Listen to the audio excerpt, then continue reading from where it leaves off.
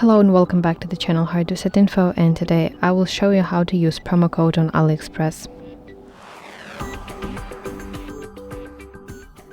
So let's model such situation that I want to make an order. So I go to item that I want to order and I need to scroll down a little bit and enter basically coupons section. So this is line that is highlighted red.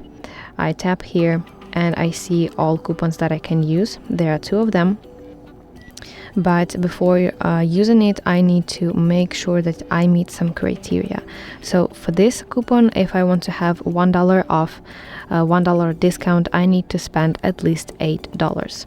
So how to basically use it? I need to just copy it like this, and now I'm going to my checkout page.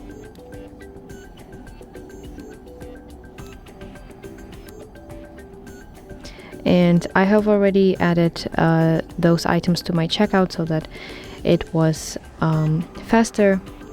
And now at the checkout page I need to scroll down to summary section, and I can see here line promo codes, so I tap enter and basically enter my coupon and press apply button so that you see that my code is applied and I have basically used my promo code.